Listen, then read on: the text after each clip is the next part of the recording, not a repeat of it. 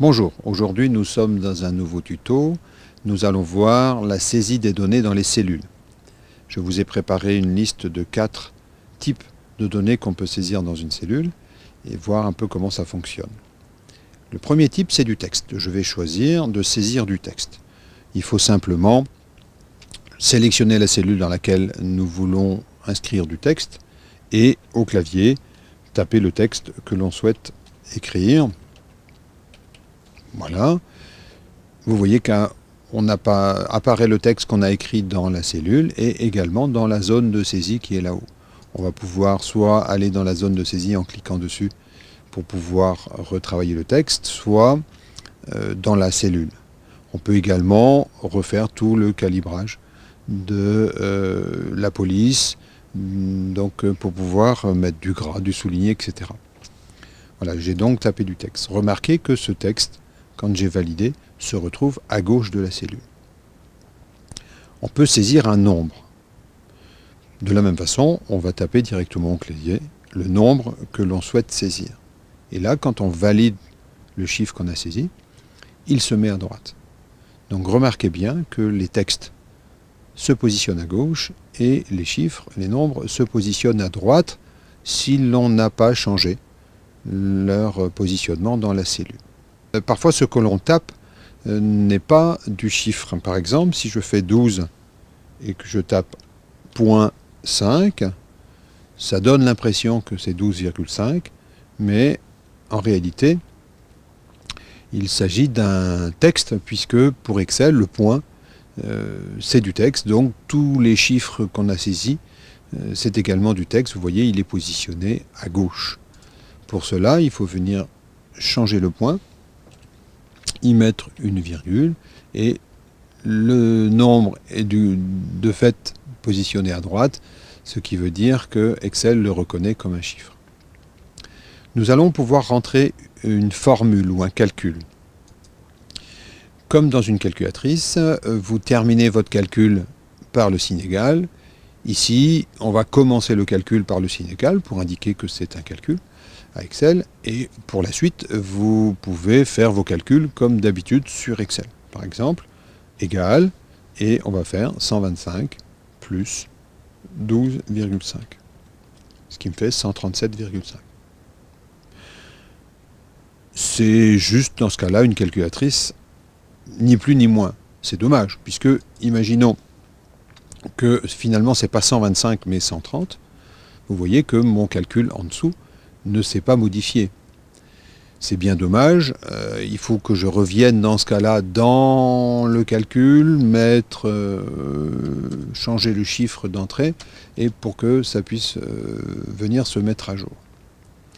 Là où le tableur va avoir beaucoup d'intérêt, c'est qu'on va pouvoir commencer le calcul par égal, mais sélectionner le chiffre qui est dans la case source, où on a saisi l'information. Donc j'ai cliqué dans la case D7, là où se trouve le 130, je rajoute le plus, je clique dans la case F7 pour ajouter le 12,5, et je fais entrer. Vous voyez que là, nous avons le même résultat à partir des données sources. Si je change ma donnée source, je vais obtenir un changement du résultat. Une dernière chose, c'est d'insérer une fonction. Dans Excel, il y a une multitude de fonctions. Une fonction, c'est un sous-programme avec un nom et entre parenthèses, les informations dont ce sous-programme va avoir besoin pour pouvoir réaliser la tâche auquel elle est destinée. La liste de toutes ces fonctions, on va les avoir ici en cliquant sur le petit f de x. f de x va nous donner toute une série de fonctions. Je vais les mettre toutes. Et vous voyez, classé par ordre alphabétique, il y a une grande quantité de fonctions. Chaque nom identifie un petit sous-programme qui est prévu pour faire des choses bien précises. On va en insérer une. Il y a une fonction qui s'appelle moyenne. Donc pour mettre une fonction, on commence par le signe égal, on écrit le nom de la fonction moyenne et on va avoir besoin d'un certain nombre d'informations, c'est-à-dire les chiffres qui vont être nécessaires pour faire la moyenne. Par exemple celui-ci, point virgule le deuxième, point virgule le troisième, et on ferme la parenthèse.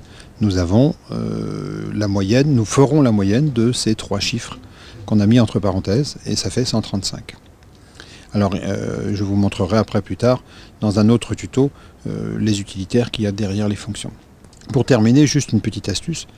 Je ne suis pas obligé de mettre le signe égal pour insérer une formule ou une fonction. Je peux démarrer par un moins ou par un plus directement. Il mettra automatiquement le signe égal. Par exemple, si je fais moins 3 plus 2, et logiquement, ça va faire moins 1, vous voyez.